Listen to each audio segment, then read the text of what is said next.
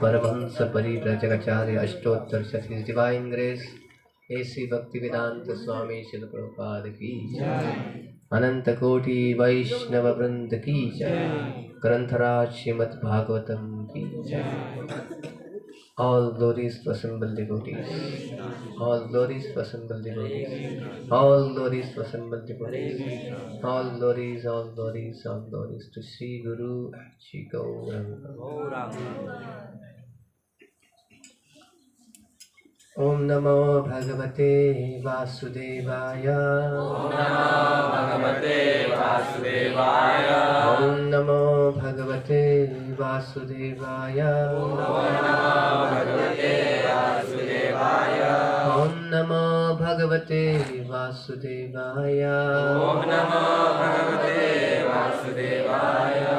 Narayanam Namaskrityam Naram Chaiva Narottamam Devim Saraswatim Vyasam Tato Jayamudire Ashtaprayeshu Bhadreshu Nityam Bhagavata Bhagavatir Uttama-shloke Bhaktir Bhavati Nishtake Krishnaya Vasudevaya Devaki Nandanaya Cha Nanda Gopakupaya Govindaya Namo Namaha.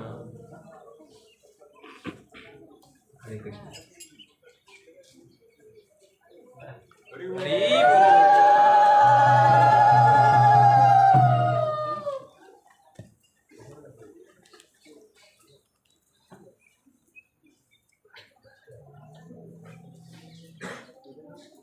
Shrimad Bhagavatam आपके पास है तो खोल के देख सकते हैं। हाँ, स्कंद 8 23वां अध्याय और 16वां श्लोक 8.23.16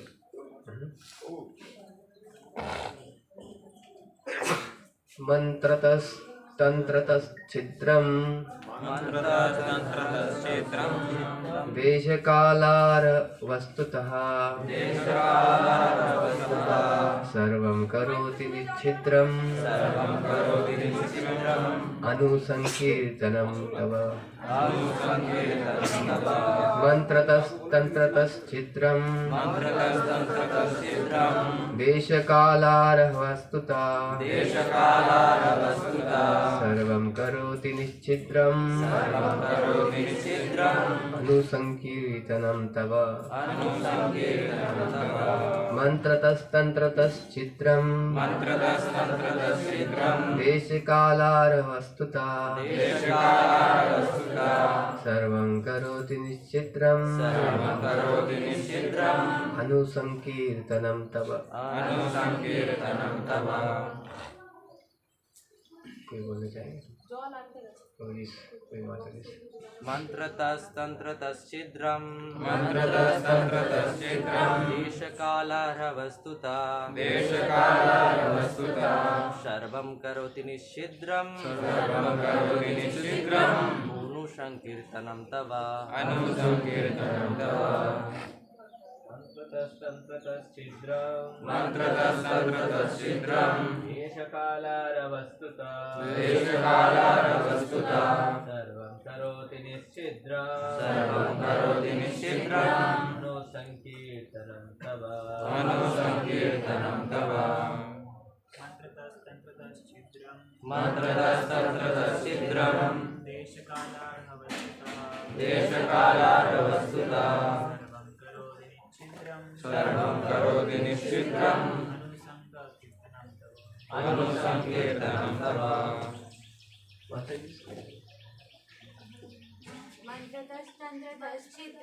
मंत्रतस्तंत्रतश्छिद्रं देशकालर्हवस्तुतः सर्वं करोति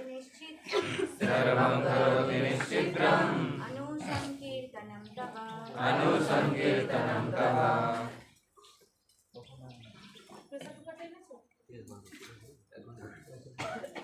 मंत्रतः in pronouncing the Vedic mantras improperly. Hindi है क्या?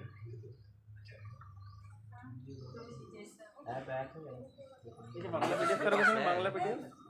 में बोलने से Bangla PDF Bangla time group पे पाठिए दाम ना उनका खुले तो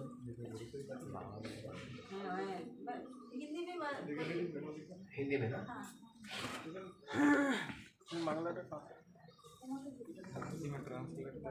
बांग्ला पाठिए चलो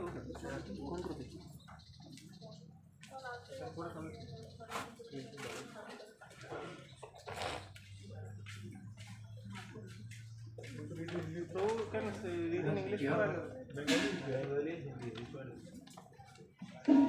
तो total reading English and Bengali का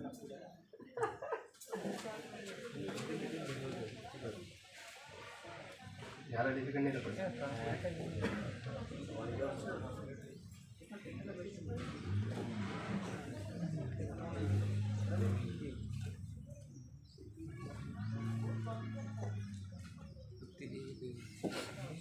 तीनटा पॉइंट के ट्रांसलेट है कि बोलले तो কিন্তু সবটা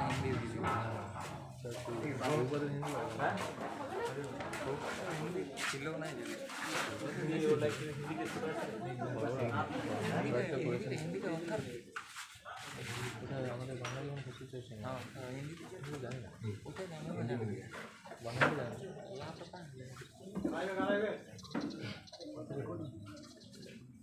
मंत्रतः वैदिक मंत्रों का अनुचित उच्चारण करने में तंत्रतः नियामक सिद्धांतों का पालन करने के लिए अपर्याप्त ज्ञान छिद्रम विसंगति देश के मामले में काल और समय अर्ह और प्राप्त करता वस्तुतः और साथ सामान सर्वम ये सभी करोति बनाता है निश्चिद्रम बिना विसंगति के अनुसंकीर्तनम लगातार पवित्र नाम का जप करना तब आपके आधिपत्य का अनुवाद तात्पर्य अभय चरणारविंद मुक्तिवेदन स्वामी श्री प्रभुपाद की जय। मंत्रों के उच्चारण और नियामक सिद्धांतों के पालन में विसंगतियां हो सकती है और इसके अलावा समय स्थान व्यक्ति और सामग्री के संबंध में भी विसंगतियां हो सकती है। लेकिन जब प्रभु आपके पवित्र नाम का जप किया जाता है तो सब कुछ दोष रहित हो जाता है। से कर पढ़ो। मंत्रों के उच्चारण और नियामक सिद्धांतों के पालन में विसंगतियां हो सकती है और इसके अलावा समय, स्थान, व्यक्ति और सामग्री के संबंध में भी विसंगतियां हो सकती है। लेकिन जब आपके पवित्र नाम का जप किया जाता है तो सब कुछ दोष रहित हो जाता है। हरि बोल। श्री चैतन्य महाप्रभु ने सिफारिश की है, हरे नाम हरे नाम हरे नाम झगड़े और पाखंड के इस युग में मुक्ति का एकमात्र स्थान साधन भगवान के पवित्र नाम का जप है और कोई रास्ता नहीं, और कोई रास्ता नहीं, और कोई रास्ता नहीं। बृहन नारदीय पुराण 38:126। कली के इस युग में वैदिक अनुष्ठान, समारोह या बलिदान को पूरी तरह से करना शायद गूगल ट्रांसलेट बेहद मुश्किल है। शायद ही कोई वैदिक मंत्रों का सही उच्चारण के साथ जप कर सकता है या वैदिक प्रदर्शन के लिए सामग्री जमा कर सकता है। इसलिए इस युग में अनुशासित यज्ञ है संकीर्तन, भगवान के पवित्र नाम का निरंतर जप। यज्ञ संकीर्तन प्राय यजन्ति सुमेधशः। वैदिक यज्ञ करने में समय नष्ट करने के बजाय जो बुद्धिमान है, जिनके पास सही बुद्धि है, उन्हें भगवान के पवित्र नाम का जप करना चाहिए और इस प्रकार यज्ञ को पूरी तरह से करना चाहिए। मैंने देखा है कि कई धार्मिक नेता यज्ञ करने और अपूर्ण यज्ञ प्रदर्शनों पर सैकड़ों और हजारों रुपए खर्चा करने के आदि है।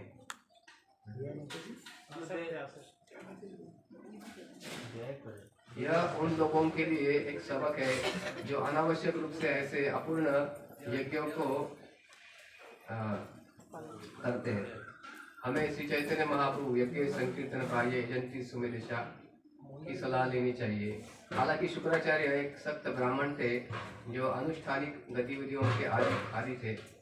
उन्होंने ये स्वीकार किया है कि निश्चित्रम अनुसंकीर्तनम।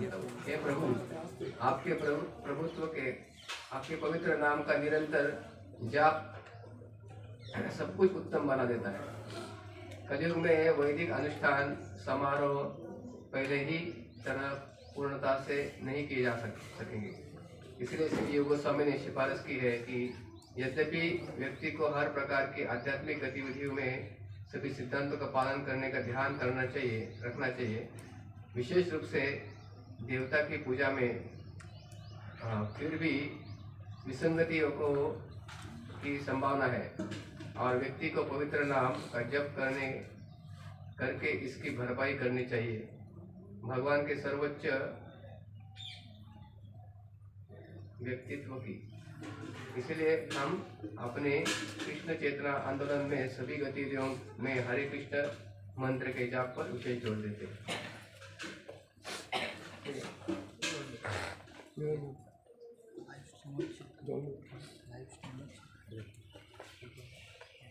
ज्ञानतिमिरन्दस्य ज्ञानाञ्जनशलाकया चक्षुरुन्मिलितं येन तस्मै श्रीगुरवे नमः। श्रीचैतन्यमनोभीष्टं स्थापितं येन भूतले स्वयं रूपं आदिविश्वदादिकं वन्देऽहं श्रीगुरो श्रीयुतापकमलं श्रीगुरो वैष्णवांश्च श्रीरूपं साग्रजातं शरणं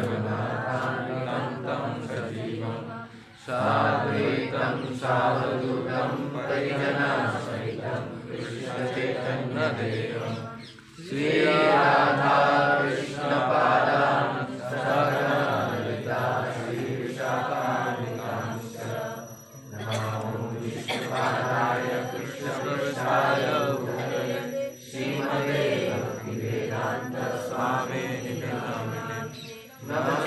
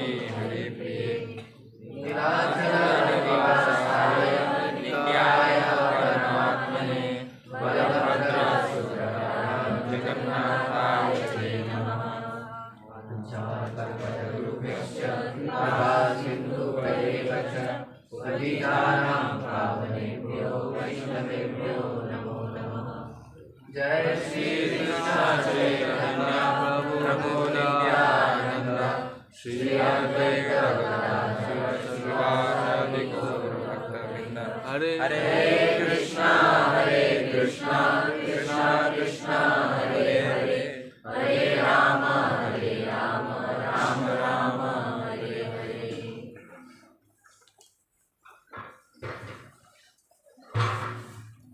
हरे कृष्णा। कृष्णा। सब भक्तों का हार्दिक स्वागत आज के प्रातःकालीन श्रीमद् भागवतम। और हम अभी ज़्यादा लंबा समय नहीं करेंगे क्योंकि भक्तों का जब भी बाकी है, तो हम शॉर्ट अभी सिर्फ हरिनाम के ऊपर थोड़ा चर्चा करेंगे जैसा कोई भक्तों ने सुझाव दिया है, और फिर वापस एक अगर समय मिलता है बाद में, राइट, प्रसाद के बाद। तो ये जो श्लोक हम पढ़ रहे थे ये शुक्राचार्य जी के द्वारा बोला गया है। वामन देव जी ने एक्चुअली बुलवाया उनसे श्लोक। भगवान वामन देव पूछे उनको सब कुछ, ये बलि महाराज का जो लीला होने के बाद बलि महाराज का सब राज्य भगवान ने दे दिया, पूरा ब्रह्मांड का राज्य के ऊपर। और वो जो यज्ञ कर रहे थे बलि महाराज उस समय में, कहा जाता है कई जगह पर कि वो 100वां अश्वमेध यज्ञ कर रहे थे। इंद्र बनने का जो क्वालिफिकेशन होता है 100 अश्वमेध यज्ञ, तो 100वां चल रहा था। क्योंकि शुक्राचार्य बहुत बुद्धिमान थे। बलि महाराज ने अपने गुरु शुक्राचार्य का बहुत अच्छी तरह से पूजा करके, अच्छी तरह से उनका सेवा करके बहुत शक्ति प्राप्त की और इंद्र के ऊपर आक्रमण किया उन्होंने। और इंद्र और सारे देवता उनका शक्ति को देखकर और डरकर बृहस्पति के पास गए। क्या करना चाहिए, इतना सारा असुर लोग आक्रमण कर रहे हैं। बृहस्पति ने उनको बोला कि उन्होंने अपने गुरु के अच्छी तरह से सेवा करके उनसे शक्ति प्राप्त किया है, अभी आप उसका मुकाबला नहीं कर सकते, कि आप आपने अपने स्थान छोड़कर जाइए, ऐसा उन्होंने सलाह दिया। इनडायरेक्टली उन्होंने ऐसा ही बोला उनको कि हम भी ऐसा कर सकते हैं अगर आप। ये प्रिंसिपल है कि जहाँ पर एक शिष्य गुरु को शरणागति लेता है तो तुरंत उसके पास वो शक्ति प्राप्त होता है। भगवान का सिस्टम बना है। हालांकि शुक्राचार्य शुद्ध भक्त नहीं थे, लेकिन उनका सेवा करके, उनका आराधना करके बलि महाराज ने कुछ भौतिक शक्ति प्राप्त किया। अगर आध्यात्मिक गुरु का अगर ऐसे सेवा करेंगे तो व्यक्ति को आध्यात्मिक शक्ति प्राप्त होता है, जो ये भौतिक संसार से बाहर निकल सकता है। तो बृहस्पति ने उनको कहा कि आप अभी आपका स्थान छोड़ दीजिए। तो इंद्र अपने स्थान को छोड़कर चले गए किसी और जगह पर। तो बलि महाराज आकर इंद्र का पद लिए, वो इंद्र बन गए। हालांकि इंद्र बनने के लिए भगवान की व्यवस्था से उसको अश्वमेध यज्ञ करना चाहिए। 100 अश्वमेध यज्ञ करता है व्यक्ति तो उसको इंद्र का पद प्राप्त हो सकता है। लेकिन बलि महाराज ने तो किया नहीं था, लेकिन फिर भी उन्होंने छीन कर इंद्र का पद ले लिया दूसरी शक्ति के द्वारा। तो शुक्राचार्य बुद्धिमान थे, उन्होंने बोला बलि महाराज को, देखो आपने तो ले लिया लेकिन अनऑफिशियल, इसको ऑफिशियलाइज करना पड़ेगा। तो इसलिए आपको 100 अश्वमेध यज्ञ करना पड़ेगा ताकि आपका जगह फिक्स हो जाएगा। तो उन्होंने सब यज्ञ करना चालू किया। जब 99 यज्ञ हो गया तो उनकी इंद्र की जो माता थी आदित्य, उनको भी बहुत कष्ट हो रहा कि मेरे बेटे का ऐसा अवस्था हो गया। उन्होंने भी भगवान से प्रार्थना किया। तो भगवान वामन देव के रूप में, उनके पुत्र के रूप में, वो तो शुद्ध भक्त थे, तो अवतीर्ण हुए और वो छोटे बालक ही थे तब गए बलि महाराज के पास। बलि महाराज जब यज्ञ कर रहे थे तो बलि महाराज बहुत दान भी करते थे, यज्ञ में दान देना होता है और बलि महाराज दानी भी थे। हर एक जो आता था उसको बहुत सारा दान देते थे। तो जब वामन देव गए उनके यज्ञ स्थली पर। सब लोग देखकर वामन देव को बहुत आकर्षित हो गए, इतने सुंदर थे, कांति एकदम पूरा चमक रहा था भगवान स्वयं। फिर उसको समझ में आया कि भगवान है। तो बलि महाराज ने उनको ब्राह्मण थे, ब्राह्मण थे, उनको अच्छी तरह से स्वागत किया। तो अलग अलग प्रकार के से उनसे जो यजमान एक अतिथि को कैसे सेवा किया जाता है उस प्रकार से सेवा करने के बाद मैंने पूछा आपको क्या चाहिए। महामंदिर ने बोला कि हमको 3 पग जमीन चाहिए, 3 स्टेप्स। तो बलि महाराज ने बोला अरे मैं तो पूरे ब्रह्मांड का राजा हूँ, आपको 3 पग जमीन से क्या होने वाला है, और आपका तो छोटा शरीर है तो 3 पग आपके तो भी छोटे रहेंगे। आप मुझे मांगने के लिए कुछ बड़ा चीज मांगिए, मैं आपको एक पूरा ग्रह दे सकता हूँ। पूरे ब्रह्मांड में 14 भुवन है, हर एक भुवन में कितने सारे ग्रह है, पृथ्वी एक ग्रह है। तो आपको चाहिए तो मैं पूरा एक ग्रह दे सकता हूँ आपके नाम से। आपका बुद्धि लगता है शायद आपके शरीर के जैसे ही छोटा है। आप जानते नहीं किसके पास आप आए हैं, आप बलि के पास आए जो इंद्र के पद पर बैठे हुए। जैसे आप कोई बड़ा व्यक्ति के पास गए, जगत का सबसे बड़ा अमीर व्यक्ति के पास जाने वाले, उसको बोले हमको 1 रुपए डोनेशन चाहिए। उसको तो बात करने समय में मतलब ऐसा बोलते हैं, कोई बहुत बड़ा अमीर व्यक्ति है तो उसका एक एक क्षण भी वो बहुत सारा पैसा कमाना है, तो उसके पास जाके 1 रुपए मांगे तो उसको इंसल्ट लगेगा ना।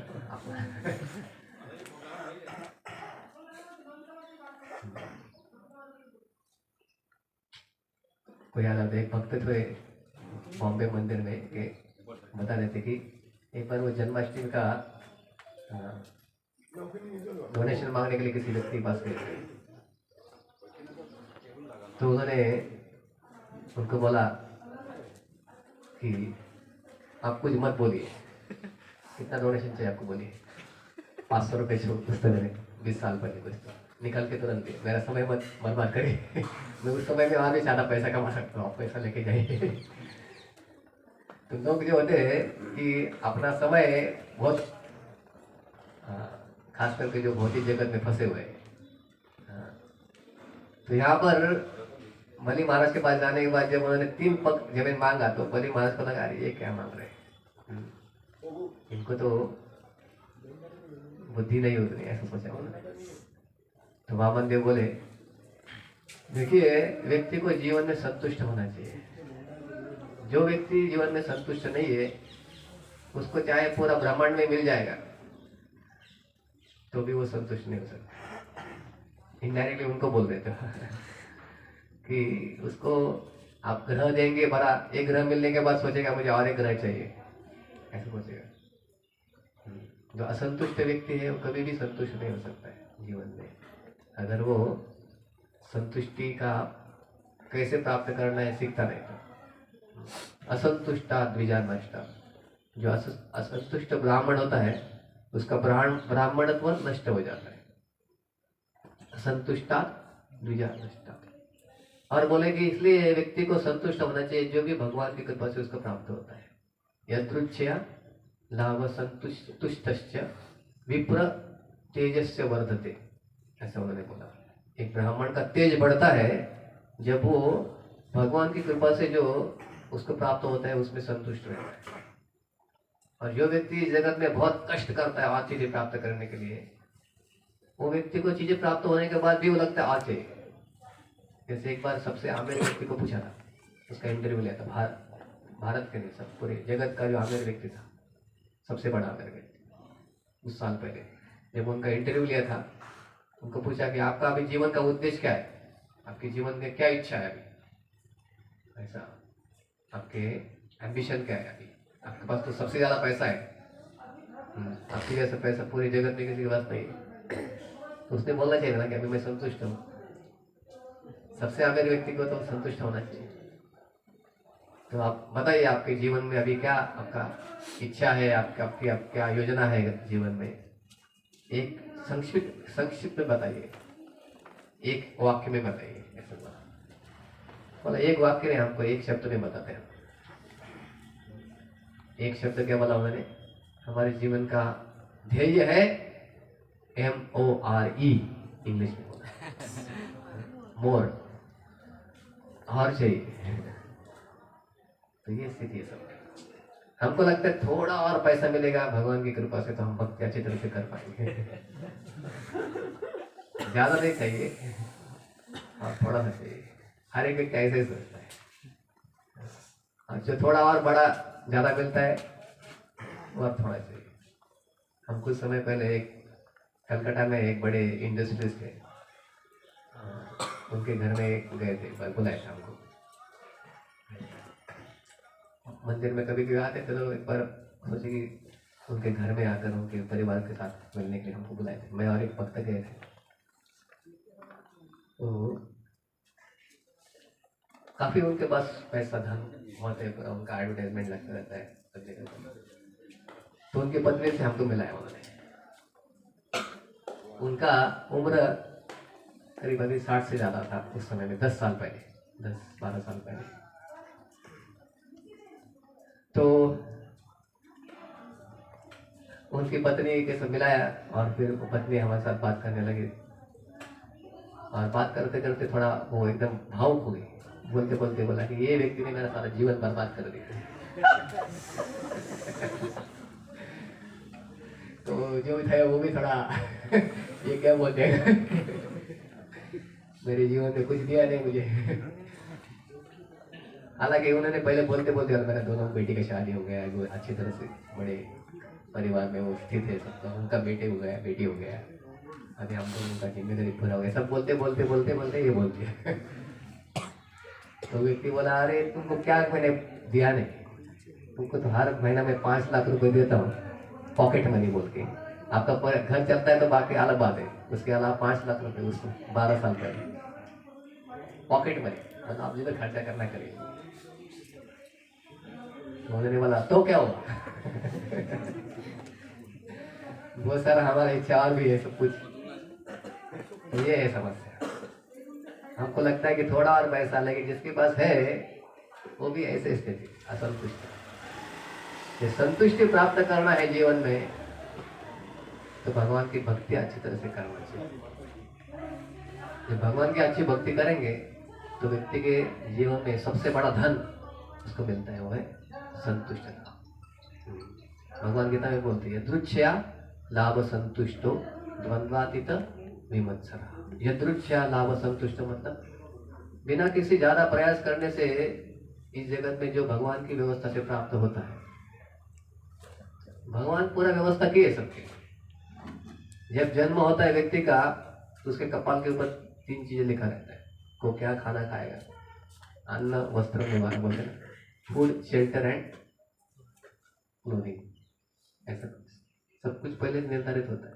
जैसे छोटा बच्चा जन्म लेता है तो माता के शरीर में दूध कहाँ से आता है, जिस कुछ घंटे पहले ही दूध बनना चालू होता है, वो कौन व्यवस्था करता है?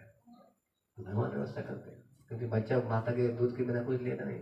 गर्भ में अंदर होता है तो अलग अलग तरीके से उसको सप्लाई होता है, जब बाहर आता है तो वो कट करना पड़ता है सप्लाई, अम्बिलिकल कॉर्ड, तो दूसरा सप्लाई चाहिए उसको तुरंत। वो खाना तो खा नहीं सकता है कुछ, केवल माता का दूध ही ले सकता है, तो तुरंत दूध भी सप्लाई। जैसे जन्म होता है तुरंत ये बंद हो गया तो इधर से चालू होता है दूसरा दूध का सप्लाई। अफ्रीका के जंगल में या कोई भी जंगल में बड़े बड़े हाथी होते हैं, हजारों हाथी। एक दिन में हाथी कितना खाता है? 1 क्विंटल। हम लोग कितना लेते हैं? 1 किलो ज्यादा से। हाथी कोई बैंक में अपना डिपॉजिट रखता है, कुछ बैंक वाला कोई चाकरी करने के लिए जाता है पैसा कमाने के लिए। कभी सुना है हाथी भूख से मर गए?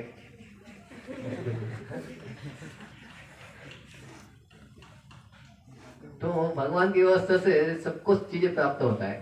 प्रवचन में सब बता रहे थे, मुझे बता रहा है हाथी के बारे में बाकी पढ़। फिर पूछा कि भक्तों ने क्या गुनाह किया है, ऐसा पूछा बोल। ये सबको भगवान दे रहे, तो भक्त नहीं लोग, तो भक्तों ने क्या प्रॉब्लम किया है कि भगवान नहीं देंगे उनको? प्रभुपा जी पूछ रहे हैं। तो भक्तों को क्यों चिंता करना चाहिए इतना? ऐसा प्रभुपा जी प्रश्न पूछ रहे थे। Krishna is supplying to all those who are not devotees also. So what problems the devotees have that they Krishna will not supply them? ये विश्वास, भक्ति आगे बढ़ना मतलब ये विश्वास व्यक्ति के अंदर प्राप्त होना। क्या विश्वास? विश्वास का व्याख्या प्रभुपाद जी देते हैं, चैतन्य चरितामृत में बताया गया। श्रद्धा, श्रद्धा या विश्वास का मतलब क्या होता है? श्रद्धा शब्दे विश्वास कहले सुदृढ़ निश्चय, कृष्ण भक्ति कहले सर्व कर्म कृत है। श्रद्धा मतलब कि कृष्ण की भक्ति करने से सब कुछ, सारे मेरे कर्म हो जाएंगे, उस भक्ति के अलावा कुछ नहीं करना चाहिए। विश्वास प्राप्त करना, ये वास्तविक श्रद्धा है कि कृष्ण को छोड़कर मुझे और मेरे जीवन में दूसरों के पास जाकर कुछ मांगने की आवश्यकता नहीं। कृष्ण भक्ति कहले सर्व कर्म कृत है। मेरे सारे जो भी कर्तव्य है, मेरे सारे जो भी कार्य जो भी है, वो सब कुछ पूर्ण हो जाएगा जब मैं कृष्ण की भक्ति करेंगे। इसलिए बहुत बार लोग इस जगत में अलग अलग देवताओं की, अलग अलग चीज़ों की करते, अनुष्ठान करते, सोचते कि ये नहीं किया तो ये प्रॉब्लम आ जाएगा, इनको नहीं संतुष्ट किया तो वो प्रॉब्लम आ जाएगा। लेकिन जो भक्त होते हुए जानते हैं कि कृष्ण को प्रसन्न करेंगे तो सब कुछ मेरे जीवन में मंगल हो जाएगा। वही यहाँ पर शुक्राचार्य बताते हैं कि जब बाद में वामन देव जब ऐसे बोले तो बोले, महाराज ने बोला ठीक है आपको 3 जमीन देता हूँ। और उस समय में शुक्राचार्य जी आ गए। शुक्राचार्य क्या बोले बलि को, अरे ये 3 पग जमीन देने के लिए जो आया है व्यक्ति वो विष्णु है साक्षात, उनको समझ में आया, इनको कुछ मत दे दो। देखिए उस जगह पर किसी को समझ में नहीं आया, लेकिन शुक्राचार्य जी इतने बुद्धिमान थे तो उन्होंने जान लिया कि ये विष्णु है। लेकिन फिर भी प्रभुपाद जी समझते हो भगवान के शुद्ध भक्त नहीं है, इसलिए विष्णु को जानने के बाद भी वो सोच रहे थे कि विष्णु सब कुछ ले लेंगे तो बलि महाराज का, तो मेरा क्या होगा, ऐसा सोच रहे थे। तो बलि महाराज को उन्होंने बोला, देखो ये सब तुम्हारा पूरा ब्रह्मांड को छीनने के लिए आए, ये भी समझ में, विष्णु का क्या प्लान ये भी समझ में आया उनको। तो आपने जो वचन दिया हुआ है, आपने जो बोला हुआ है, उसको आप पूरा मत करिए अभी, नहीं तो सब कुछ आपका चला जाएगा। और फिर शास्त्र से बताने लगे कि जब हमारे जीवन में समस्या आती है तो जब तक हम लोग वो जो बोला है उसको ओम अगर नहीं बोला हुआ है तो उसको वापस ले सकते हैं। अलग अलग चीजें बोलने लगे। ओम बोलने के बाद ही आपका जो वचन क्या बोलते हैं कंप्लीट हो जाता है। हाँ, तो ऐसा करके उनको सलाह देने लगे। यहाँ पर उनको बोल दो, संभव नहीं बोलते। भले महाराज सुनकर बोले ये विष्णु है साक्षात, कितनी अच्छी बात है कि विष्णु आए यहाँ पर स्वयं। और शास्त्र तो बताते हैं कि विष्णु को सब कुछ देना चाहिए। भगवान के सब कुछ संपत्ति है ना, ईशावास्य में सर्वम, और भगवान स्वयं आया मांगने के लिए तो सब कुछ देना चाहिए। ऐसा बलि महाराज को ये कैसे आया बुद्धि, क्योंकि वो प्रहलाद महाराज उनके दादाजी विरोचन उनके पिताजी और उनके पिताजी प्रहलाद महाराज की परंपरा मैंने उन्हें सीखा था। प्रहलाद महाराज से, प्रहलाद महाराज भगवान के शुद्ध भक्त थे। और फिर शुक्राचार्य गुस्सा हो गए उनके ऊपर, अरे आप मेरी बात नहीं मान रहे तो आपका सब कुछ चला जाएगा आपके जीवन। ऐसा करके उनको गुस्सा से बोल दिए, शाप दे दिए। अभी महाराज बोले ठीक है कोई बात नहीं। तो शास्त्र बताते हैं जो गुरु होते हैं हमारे, वो हमको भगवान की तरफ लेके जाते हैं। अभी शुक्राचार्य जो थे ये हालांकि गुरु थे, लेकिन वो भगवान से उनको दूर लेके जा रहे थे, इसलिए बलि महाराज ने उनकी बात को स्वीकार नहीं किया। और फिर वामन देव क्या किए, 2 पग में पूरा ब्रह्मांड को नाप लिए, 1 पग में ऊपर का, 1 पग में नीचे का। और बलि महाराज को पूछे तीसरा पग किधर डाले हम, आपने तो 3 पग जमीन दिया था हमको, बोला था 2 पग में हमने छोटे बालक ऐसे त्रिविक्रम रूप धारण किए, इतना बड़ा पूरा ब्रह्मांड को कवर कर लिया, और फिर बोले तीसरा पग किधर डाल रहे हैं? बोलिए। बलि महाराज बोले कि जो व्यक्ति होता है और जिसका जो संपत्ति होता है वो संपत्ति से वो अलग होता है। हमने आपको हमारा संपत्ति दे दिया पूरा, लेकिन हमको नहीं दिया अभी तक। हमारे सर के ऊपर तीसरा पैर डाल दीजिए आप। तो इस प्रकार से लेकिन वामन देव बोले ये तो सही नहीं, हमको तीसरा पग में जमीन चाहिए था, ऐसा उन्होंने कहा। इसलिए आपने आपका वचन पूरा नहीं किया। तो उन्होंने बोला कि गरुड़ जी थे, गरुड़ को बोला इनको आप बंदी बना दीजिए। अगर कोई अपना वचन पूरा नहीं करता है तो उसको तो नरक में जाना चाहिए, वामन देव बोले।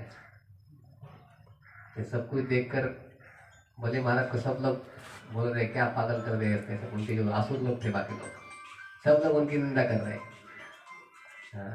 उस समय ब्रह्मा जी भी स्वयं आए थे। तो ब्रह्मा जी ने भगवान को बोला आपने क्या लीला है, हमको समझ में नहीं आ रहा है। सब कुछ दे दिया कि आपने उनको इतना ऐसे अवस्था में डाल दिया है। तो उस समय में वामन देव हंसने लगे थे, क्योंकि बलि महाराज ये सब होने के बाद भी उनके अंदर में बिल्कुल उनको कष्ट नहीं हुआ। क्यों नहीं हुआ? ब्रह्मा जी बोलते कि क्योंकि भगवान अंदर से उनको काउंसलिंग कर रहे कि आप जो कुछ कर रहे हैं ये शरणागति, इससे शरणागति देते, मैं इससे पसंद हूँ। इसलिए बलि महाराज संतुष्ट थे कि मैं जो भी कर रहा हूँ उससे भगवान संतुष्ट हो रहे हैं, इसलिए उनको कष्ट नहीं हो रहा था अंदर से। लेकिन बाकी लोगों को समझ नहीं आ रहा क्या हो रहा है। सब कुछ छीन लिया और ऊपर से उनको बोल रहे उनको बंदी बना दिया जाए। तो जब ब्रह्मा जी आके बोले तो वामन देव हंसने लगे, बोले मैं बलि महाराज का परीक्षा कर रहा था और इनके गुणों को सबको दिखा रहा था कि कैसे उनके अंदर शरणागति है। इस प्रकार से उन्होंने बोला फिर कि बलि महाराज को आप अभी सूतल लोक में जाइए। सूतल लोक ऐसा स्थान है जो इंद्र का स्वर्ग से भी ज्यादा उसमें ऐश्वर्य है। मेरी कृपा से उनको इंद्र से भी ज्यादा ऐश्वर्य वहां पर प्राप्त होगा और मैं स्वयं आपका द्वारपाल बनकर आपकी रक्षा करूंगा। बोला वामन देव स्वयं ऐसे बोले, मैं हमेशा आपके साथ रहूंगा। देखिए भगवान उनसे सब कुछ ले लिया, लेकिन आपने आपको उन्होंने बलि महाराज को दिया। इसलिए बलि महाराज को कहा गया है महाजन।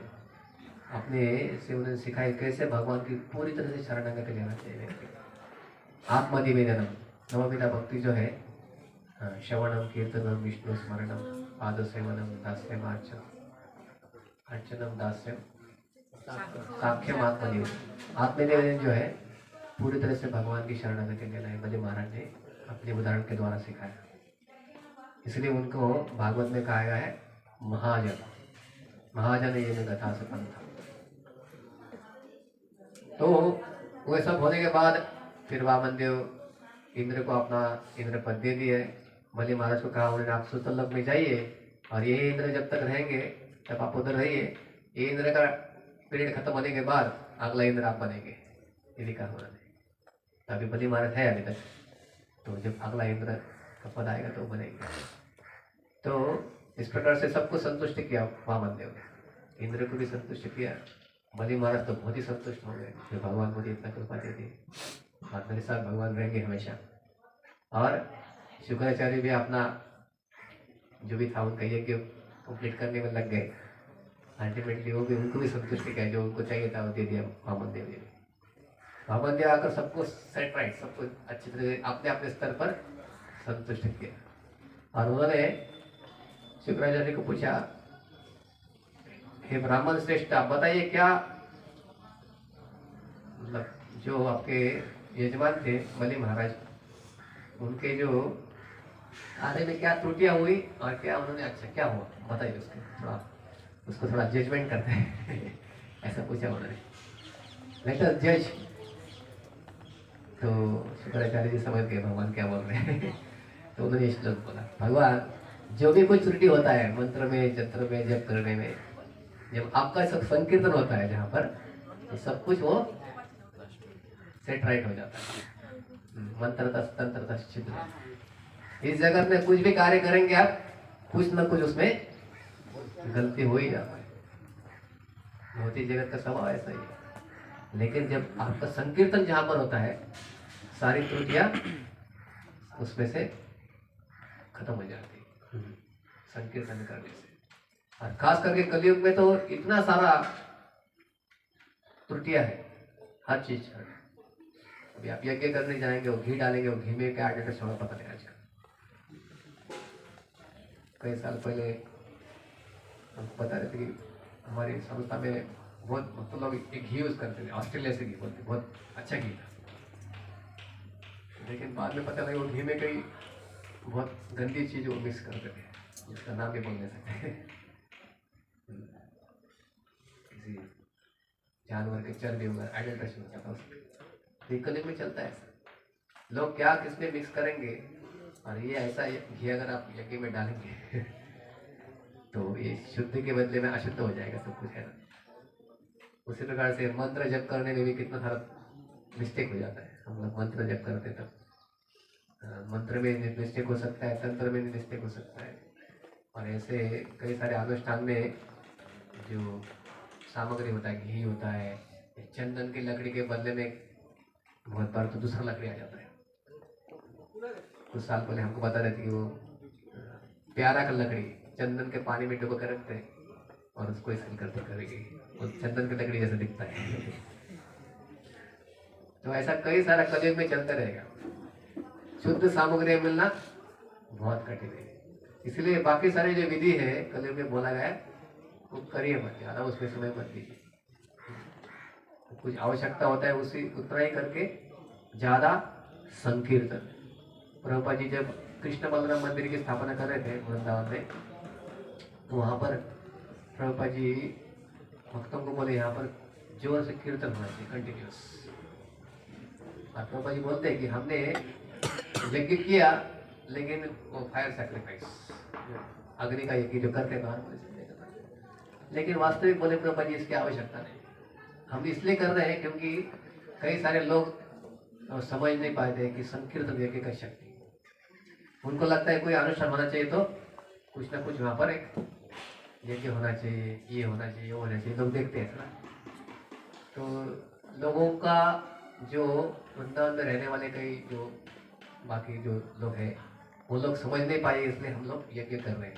लेकिन वास्तविक हरिनाम संकीर्तन यज्ञ ही उसके लिए परिपूर्ण है, उसको छोड़कर और कुछ नहीं चाहिए। तो हर समय में भगवान का नाम होना चाहिए। ऐसा प्रभु जी बोल रहे ना, कोई भी अनुष्ठान कुछ भी होगा तो भगवान का नाम कीर्तन, भगवान का कथा, भगवान का प्रसाद, ये सब चीज़ें होने से वास्तविक कलयुग में व्यक्ति को उसका लाभ प्राप्त हो जाएगा हर चीज। नहीं तो हमारा बहुत सारा समय है, बहुत सारी चीज़ों में ऐसे ही चल जाएगा। तो यहाँ पर श्री राम रूपराज प्रभु का जो विवाह हो रहा है, तो कितना सुंदर तरीके से उनके परिवार ने ये सब आयोजन किया है।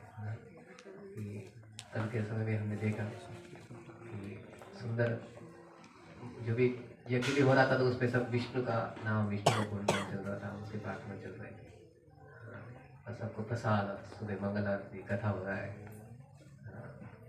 और जो भी कर रहे हैं कि सोच कर कि भक्तों को, भगवान को कैसे संतुष्ट किया जाए इसमें। तो वास्तविक तरह से हर एक जो भी कार्यक्रम, हमारे हर एक कार्य जो करते हैं हमारे जीवन में, कि फोकस उसका होना चाहिए भगवान का कीर्तन, भगवान का नाम जप, भगवान की कथा, भगवान के भक्तों का संगति। हरे नाम हरे नाम हरे नाम केवलम कलौ नास्ति नास्ति नास्ति। क्योंकि वास्तविक कलयुग में एक ही चीज, हरि का नाम। इसको भूल जाएंगे और बहुत सारा कुछ चीजें करेंगे तो फिर अल्टीमेटली कुछ हाथ में पड़ेगा नहीं। और इधर क्लियरली बोला गया है कि हरे नाम एवं केवल। इसका जो तात्पर्य चैतन्य महाप्रभु बताते, चैतन्य चरितामृत में आता है आदि लीला में 17वें अध्याय में कि शुक्लांबर ब्रह्मचर्य एक ब्रह्मचर्य थे महाप्रभु के समय में, वो भगवान के शुद्ध भक्त। महाप्रभु एक समय जाकर वो भिक्षा करते थे, उनके पास झोला रहता था। तो एक समय महाप्रभु जाकर उनका झोला में से पूरा चावल ले लिए, उनका झोला ही ले लिए। भिक्षा करके कुछ चावल इकट्ठा किया था, वो चावल को पकाते थे, भगवान को भोग चढ़ा कर लेते। भगवान कच्चा ही चावल खा लिया क्योंकि भगवान जानते कि शुक्लांबरम ब्रह्मचर्य बहुत शुद्ध हृदय के सिंपल व्यक्ति, और चावल खाते खाते नृत्य करते महाप्रभु खुश। कच्चा चावल ही ले लिया, जैसे सुदामा का चावल ले लिया वैसे ही शुक्लांबर ब्रह्मचर्य को भी ले लिया। और उस समय में उन्होंने इस श्लोक को बोला, हरे नाम एवं केवलम कलव नास्ते व नास्ते व नास्ते व तेरा मिला। उन्होंने कहा कि इसमें 3 बार बोला गया हरे नाम एव केवलम। क्यों 3 बार बोला है? क्योंकि 1 बार 2 बार बोलने से लोग समझते नहीं, कॉमन पब्लिक, इसलिए 3 बार बोला है। वास्तविक रूप में वेद में अगर 1 बार भी बोला है तो वो बहुत महत्वपूर्ण है, उसका एज इट इज देना चाहिए वेद वाक्य। 2 बार बोला है मतलब तो बहुत महत्वपूर्ण है, 3 बार तो बहुत सबसे ज्यादा। 3 बार बोला है हरे नाम एव केवलम। एव केवलम मतलब केवल, ये चौथी बार हो गया। हरे नाम एव केवलम, केवल यही लीजिए। फिर बोलेगा थोड़ा ये भी करते, थोड़ा कलव नास्ते व फिर 3 बार बोला। दूसरा कुछ मत करिए, दूसरा मत कुछ करिए। तो 7 बार बोला है कि यही करिए एक तरह से। दूसरा मत करिए मतलब और दूसरा प्रोसेस उसमें डालिए मत।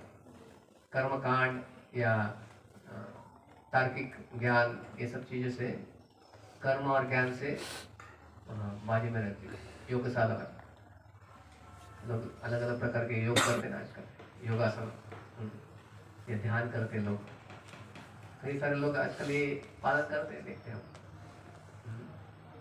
कलयुग में इतना क्लियरली बोला शास्त्र में, तो भी लोग कई सारे तथाकथित साधुगण सिखाते हैं आपको ध्यान करना चाहिए, आपको थोड़ा योगासन करना चाहिए, प्राणायाम करना चाहिए, थोड़ा व्यक्ति जीवन में संतुष्टता प्राप्त करने के लिए, शांति प्राप्त करने के लिए। ये शास्त्र बोले ये काम नहीं करेगा कलयुग में। इसलिए लोग जानते नहीं शास्त्र, इसलिए ऐसे तथाकथित साधुगण हरिनाम को छोड़कर कई और चीजें बताते हैं और उसी में फंस जाते। कोई बोलता है ध्यान करना चाहिए भगवान के इसके ऊपर, कोई बोलता है आपको प्राणायाम करना चाहिए। ध्यान करने की विधि बोली एक सत्युग, और सत्युग में भी ध्यान करने के लिए जंगल में जाने के लिए बोला है। क्यों जाने के लिए जंगल में बोला है? क्योंकि डिस्टर्बेंस नहीं होता उधर। तो कलयुग में लोग घर में बैठकर मोबाइल लेके टीवी देखते हुए ध्यान करते, तो क्या ध्यान काम करेगा उसका?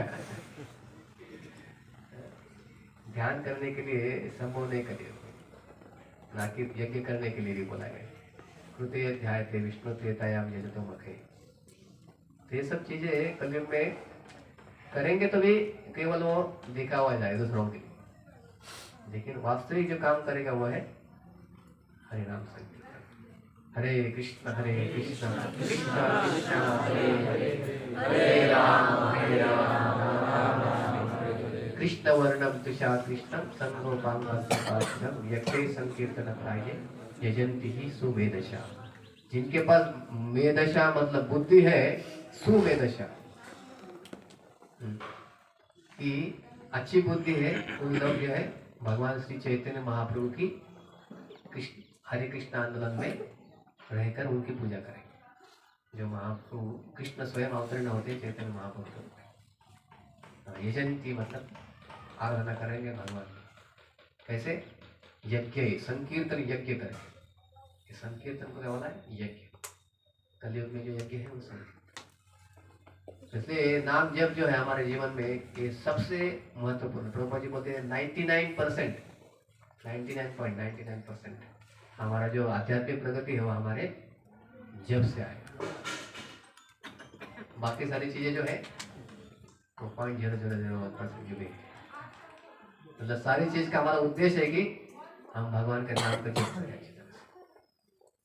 हालांकि 2 घंटा हम जप कर रहे हैं, लेकिन जो 22 घंटा दिया हुआ है वो 2 घंटा अच्छी तरह से जप करने के लिए तैयारी करने के लिए, मतलब बाकी समय भी ऐसा ही कार्य करना चाहिए हमको, ताकि हमारी भक्ति में और भी कैसे प्रगति हो जाए, नाम जप कैसा अच्छा हो जाए, ये सोचना चाहिए।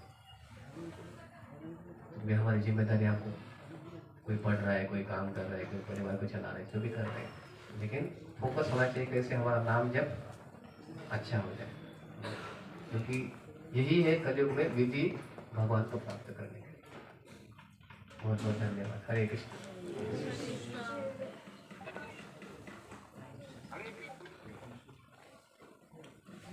श्रील प्रभुपाद की जय।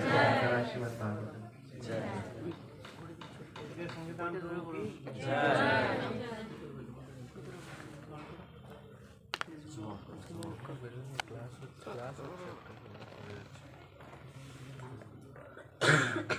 উঠে দাঁড়িয়ে না দাঁড়াতে পারবো, একটুই কাজ করে দিচ্ছি।